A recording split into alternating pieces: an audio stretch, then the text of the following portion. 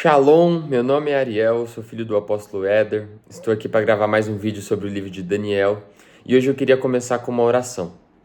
Senhor, meu Deus, obrigado por esse dia, obrigado por mais um dia, obrigado por quem está assistindo, Pai. Peço que o Senhor nos dê espírito de sabedoria, de entendimento e discernimento sobre a Tua palavra. Que o Senhor nos conduza e que o nosso desejo seja para o Teu, Pai, em nome de Jesus. Amém. A gente tinha parado no capítulo 3, então eu vou prosseguir na leitura. Eu já tinha gravado esse vídeo uma vez, só que o áudio saiu ruim, então vou regravar. O rei Nabucodonosor fez uma imagem de ouro, cuja altura era 60 côvados e a sua largura 6 côvados. Ele a ergueu na planície de Dura, na província de Babilônia. Então o rei Nabucodonosor reuniram os príncipes, os governadores, os capitães, os juízes, os tesoureiros, os conselheiros, os magistrados e todos os governantes das províncias para a consagração da imagem que o rei Nabucodonosor erguera. Então os príncipes, os governadores e capitães, os juízes, os tesoureiros, os conselheiros, os magistrados e todos os governantes da província reuniram-se para a consagração da imagem que o rei Nabucodonosor havia erguido, e eles se puseram diante da imagem que Nabucodonosor tinha erguido. Então um arauto clamava alto: ordena-se a vós, ó povos, nações e línguas, que no momento em que ouvirdes o som da corneta, flauta, harpa, sacabucha, saltério, xilofone e todos os tipos de música, vós vos prostrareis e adorareis a imagem dourada que o rei Nabucodonosor ergueu. E aquele que não se prostrar e adorar será, na mesma hora, lançado ao meio de uma fornalha de fogo ardente. Portanto, naquele momento, quando todo o povo ouviu o som da corneta, da flauta e de todos os tipos de instrumentos musicais, todo o povo, as nações, as línguas, prostraram-se, adoraram a imagem dourada que o rei Nabucodonosor havia erguido. Portanto, naquele momento, alguns caldeus se aproximaram e acusaram os judeus. Eles falaram e disseram ao rei Nabucodonosor: ó rei, vive para sempre. Tu, ó rei, fizeste um decreto que todo homem que ouça o som da corneta, flauta, harpa, sacabucha, saltério e xilofone, e todos os tipos de música, deverá prostrar-se e adorar a imagem dourada. E aquele que não se prostrar e adorar, que seja lançado ao meio de uma fornalha de fogo ardente, a uns certos judeus, os quais colocaste sobre os negócios da província de Babilônia, Sadraque, Mesaque e Abidnego. Esses homens, ó rei, não têm considerado a ti. Eles não servem os teus deuses e nem adoram a imagem dourada que tu ergueste. Então Nabucodonosor, em sua ira e fúria, ordenou que trouxessem Sadraque, Mesaque e Abidnego. Eles então trouxeram esses homens perante o rei. Nabucodonosor falou e lhes disse: isso é verdade, ó Sadraque, Mesaque e Abidnego? Vós não servis aos meus deuses, nem adorais a imagem dourada que eu ergui. Todavia, se vós estiverdes prontos ao ouvirdes o som da corneta, flauta, harpa e todos os tipos de música, e vos prostrardes e adorardes a imagem que eu fiz, bem, mas se vós não adorardes, sereis lançado na mesma hora ao meio de uma fornalha de fogo ardente. E quem é esse Deus que vos livrará das minhas mãos? Sadraque, Mesaque e Abidnego responderam e disseram ao rei: ó Nabucodonosor, nós não somos cautelosos em responder-te nessa questão. Se assim o for, nosso Deus, a quem servimos, é capaz de nos livrar da fornalha de fogo ardente, e ele há de nos livrar da tua mão, ó rei. Mas se não o for, que saibas tu, ó rei, que nós não serviremos aos teus deuses, nem adoraremos a imagem dourada que tu ergueste. Então Nabucodonosor encheu-se de fúria, e a forma do seu semblante mudou-se contra Sadraque, Mesaque e Abidnego. Portanto, ele falou e ordenou que se aquecesse a fornalha 7 vezes mais do que se costumava aquecer. E ele ordenou aos homens mais fortes, que estavam em seu exército, que amarrassem Sadraque, Mesaque e Abidnego, para lançá-los a uma fornalha de fogo ardente. Então esses homens foram atados, vestidos com seus casacos, túnicas e seus chapéus, e suas outras vestimentas, e foram lançados ao meio da fornalha de fogo ardente. Ora, como a ordem do rei era urgente, e a fornalha excessivamente quente, a chama do fogo matou aqueles homens que carregavam Sadraque, Mesaque e Abidnego. E esses 3 homens, Sadraque, Mesaque e Abidnego, caíram atados no meio da fornalha de fogo ardente. Então o rei Nabucodonosor ficou espantado e levantou-se apressadamente e falou e disse aos seus conselheiros: não lançamos nós 3 homens atados ao meio do fogo? E eles responderam e disseram ao rei: verdade, ó rei. Ele respondeu e disse: eis que eu vejo 4 homens soltos caminhando no meio do fogo, e eles não têm ferimento, e a forma do quarto é semelhante ao Filho de Deus. Então Nabucodonosor aproximou-se da boca da fornalha de fogo ardente, falou e disse: Sadraque, Mesaque e Abednego, vós sois servos do Altíssimo Deus, sai e vinde aqui. Então Sadraque, Mesaque e Abednego saíram do meio do fogo. E reuniram-se os príncipes, governadores e capitães, e os conselheiros do rei, viram esses homens, e sobre os seus corpos o fogo não teve poder. Nenhum cabelo de sua cabeça chamuscou-se, nem os seus casacos mudaram, e nem o cheiro do fogo tinha passado por eles. Então Nabucodonosor falou e disse: Bendito seja o Deus de Sadraque, Mesaque e Abednego, que enviou o seu anjo e livrou os seus servos que confiaram nele, e mudaram a palavra do rei, e cederam seus corpos para que não servissem e nem adorassem a qualquer outro Deus, exceto o seu próprio Deus. Portanto, eu faço um decreto que todo povo, nação ou língua que fale qualquer coisa errada contra o Deus de Sadraque, Mesaque e Abednego seja cortado em pedaços, e em suas casas sejam feitas um monturo, porque não existe nenhum outro Deus que possa livrar dessa forma. Então o rei promoveu Sadraque, Mesaque e Abednego na província de Babilônia. E aqui acaba o capítulo 3. Isso é justamente o que a gente tem o objetivo de trabalhar, né? Jovens posicionados, homens determinados, homens com fé. Ou seja, pessoas que não importa o ambiente que estão, não importa a circunstância que está, mas são determinadas, mas têm um caminho, têm um destino. Ou seja, são filhos posicionados. E é essa mensagem que a gente quer passar. Ou seja, porque hoje os tempos eles são difíceis, né? Eles são complicados e nós sabemos que tudo vai piorar. Mas se a gente é posicionado, se a gente tem certeza daquilo que a gente é, se a gente tem uma identidade, se a gente serve e tem certeza que serve a um Deus que é poderoso o suficiente para nos livrar de qualquer coisa, a gente é determinado. Ou seja, como esses heróis da Bíblia, eles são determinados. Eles têm um caminho, eles têm um destino. Ou seja, não importa o que aconteça, eles têm princípios. Eles seguem esses princípios. E isso acontece com Daniel também. Quando Daniel ele é confrontado em seus princípios no alimento, por exemplo, ele decide não comer, mesmo que aquilo lhe custasse a vida, pois ele obedece a um Deus. Mesma coisa de Sadraque, de Mesaque, de todos os heróis que passaram na Bíblia. Eles eram determinados. E esse é o ponto que a gente quer chegar. Não importa a circunstância e o momento que nós estamos vivendo. Nós temos que estar gravados os princípios de Deus no nosso coração. Nós temos que saber onde nós estamos. Ou seja, nós temos que saber também para onde nós iremos. A gente tem sempre que ter um posicionamento e uma direção. E uma determinação. Ou seja, uma fé inabalável. Nesse capítulo 4, eu vou entrar um pouquinho no meio espiritual também, e eu quero que você entenda. O rei Nabucodonosor, para todo o povo, nação e língua, que habitam em toda a terra, paz vos seja multiplicada. Eu achei por bem mostrar os sinais e maravilhas que o Altíssimo Deus tem feito para comigo. Quão grandes são os seus sinais, e quão poderosas são as suas maravilhas. O seu reino é um reino eterno, e o seu domínio é de geração a geração. Eu, Nabucodonosor, estava em repouso em minha casa e prosperando em meu palácio. Eu tive um sonho que me atemorizou, e os pensamentos sobre minha cama e as visões da minha cabeça me atribularam. Portanto, eu decretei que trouxessem diante de mim todos os homens sábios de Babilônia, para que me fizessem conhecer a interpretação do sonho.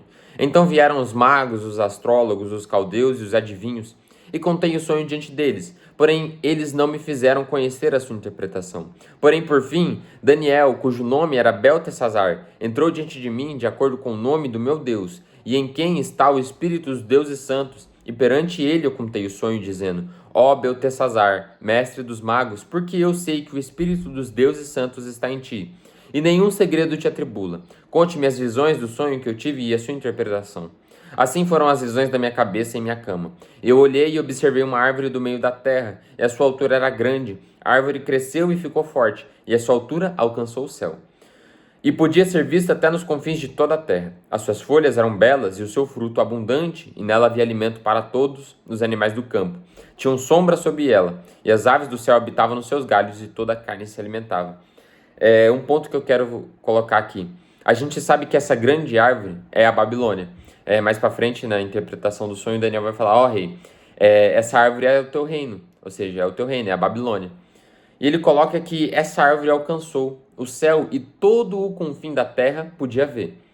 Olha o que ele coloca aqui também: as suas folhas eram belas e o seu fruto abundante, e nela havia alimento para todos os animais do campo, e as aves do céu habitavam no seu galho, e toda a carne se alimentava dela. Aqui eu já entendo que é uma Babilônia espiritual, ou seja, a grande Babilônia que alcançou o céu, todos os confins da terra conseguiam vê-la, ela servia de alimento para toda a carne, todos os povos, ou seja, ela alimentava todo mundo. E mais para frente, só vou terminar essa leitura, eu vou pular para um outro texto para que você entenda melhor. Eu vi nas visões da minha cabeça sobre a minha cama, e eis que um vigia e um santo desceram do céu. Ele clamou alto e disse: Ponde a árvore abaixo e cortei os seus ramos, sacudi as suas folhas e espalhai o seu fruto. Fujam os animais de debaixo dela, de as aves dos seus ramos. Porém, deixai o toco das suas raízes na terra, e até que um grilhão de ferro e bronze na tenra, grama do campo. E se umedeça com o orvalho do céu, e esteja a sua porção com os animais da grama da terra. Mude-se o coração de homem, seja-lhe dado um coração de um animal, e 7 tempos passem sobre ele. Este assunto é pelo decreto dos vigias e ordem pela palavra dos santos para os propósitos de que os viventes possam saber que o Altíssimo governa no reino dos homens e o dá a quem ele escolher. Ele estabelece sobre ele os mais simples dos homens. Este sonho eu, rei Nabucodonosor, vi. Agora tu, ó Beltesazar, declara a tua interpretação, porquanto nenhum de todos os homens sábios do meu reino é capaz de me fazer conhecer a sua interpretação. Mas tu és capaz, pois o Espírito dos deuses santos está em ti. Então Daniel, cujo nome era Beltesazar, ficou espantado por 1 hora, e os seus pensamentos o atribularam. O rei falou e disse: Beltesazar, não deixe o sonho nem a sua interpretação atribularem-te. Beltesazar respondeu e disse: Meu senhor, o sonho seja para aqueles que te odeiam, e a sua interpretação para os seus inimigos. A árvore que tu viste, que cresceu e se fortaleceu, cuja altura alcançou o céu, e cuja visão dava para toda a terra, cujas folhas eram belas e o seu fruto abundante, e nela alimento para todos, sobre o qual os animais do campo habitavam, e sobre cujos ramos as aves do céu tinham sua habitação. És tu, ó rei, que cresceste e te tornaste forte, pois a tua grandeza cresceu e alcançou o céu, e o teu domínio até os confins da terra. E quanto à visão do rei de um vigia, e um santo descendo do céu, e dizendo: Ponde a árvore abaixo, destruía, porém deixa o toco de suas raízes na terra com um grilhão de ferro e bronze na tenra da grama do campo. E se umedeça com o orvalho do céu, esteja a sua porção com os animais do campo, até 7 tempos passarem sobre ele. Esta é a interpretação, ó rei, e este é o decreto do Altíssimo, o qual veio sobre o meu senhor rei, que tu serás tirado de entre os homens, e a tua habitação será com os animais do campo. E eles te farão comer grama como bois, e eles te molharão como o orvalho do céu, e 7 tempos passarão sobre ti, até que tu saibas que o Altíssimo governa no reino dos homens e o dá a quem ele quer. E portanto eles deram ordem para deixar o toco das raízes da árvore. Teu reino estará certo para ti, depois de saberes que os céus governam. Portanto, ó rei, seja meu conselho aceitável a ti, interrompe os teus pecados pela justiça, e as suas iniquidades mostrando misericórdia ao pobre. Se isto pode ser um alongamento da tua tranquilidade. Tudo veio sobre o rei Nabucodonosor. Ao fim de 12 meses, passando no palácio do reino da Babilônia, o rei falou e disse: Não é esta a grande Babilônia que eu construí para ser a casa do reino, pela força do meu poder, para a honra da minha majestade? Enquanto a palavra estava na boca do rei, caiu uma voz do céu dizendo: Ó rei Nabucodonosor, a ti se fala, o reino apartou-se de ti. Eles irão tirar-te de dentre os homens, e a tua habitação será com os animais do campo. Eles te farão comer grama como bois, e 7 tempos passarão sobre ti, até que tu saibas que o Altíssimo governa no reino dos homens, e o dá a quem ele quer. Na mesma hora, a coisa cumpriu-se sobre Nabucodonosor, e ele foi levado dentre os homens, e comeu grama como bois, e o seu corpo foi molhado pelo orvalho do céu, até os seus cabelos cresceram como penas de águias, e as suas unhas como garras de pássaros. E ao final dos dias, eu, Nabucodonosor, ergui os meus olhos para o céu, e o meu entendimento retornou para mim. E eu bendisse o Altíssimo, e louvei e honrei aquele que vive para sempre, cujo domínio é domínio eterno, e o seu reino é de geração em geração. E todos os habitantes da terra são considerados como nada, e ele faz conforme a sua vontade no exército do céu, e entre os habitantes da terra. E ninguém pode paralisar a sua mão ou dizer-lhe o que fazes tu. No mesmo momento a minha razão retornou para mim, e para a glória do meu reino. Minha honra e meu brilho retornaram para mim, e os meus conselheiros e meus senhores buscaram-me, e eu fui estabelecido no meu reino, e a mim foi acrescentada uma excelente majestade. Agora eu, Nabucodonosor, louvo, exalto e honro o Rei do céu, cujas todas as obras são verdade, e os seus caminhos juízo, e aqueles que caminham em orgulho, ele é capaz de humilhar. Aqui a gente encerra a leitura. Eu vou para o texto que ele fala sobre a grande Babilônia, né? Que é em Apocalipse. Apocalipse 18. Interessante é que João, escrevendo o Apocalipse, já é muito depois da queda da Babilônia física. ou seja, da cidade de Babilônia. Babilônia caiu ainda uns 300 a 400 anos antes de Cristo. A Babilônia já não existia mais, porque já era pó, ou seja, já foi vencida. Mas aqui ele não está falando da cidade de Babilônia, ele está falando de uma mentalidade babilônica, da grande Babilônia. Olha o que ele fala. E depois dessas coisas, ouvi outro anjo descer do céu, tendo grande poder, e a terra foi iluminada com a sua glória. E ele gritou poderosamente com uma forte voz, dizendo: Babilônia, a grande caiu e se tornou habitação de demônios, e o antro de todo espírito imundo, e gaiola de toda ave imunda e odiável. Porque todas as nações beberam do vinho da ira da sua fornicação. E os reis da terra cometeram fornicação com ela, e os mercadores da terra se enriqueceram pela abundância de suas iguarias. E olha que interessante.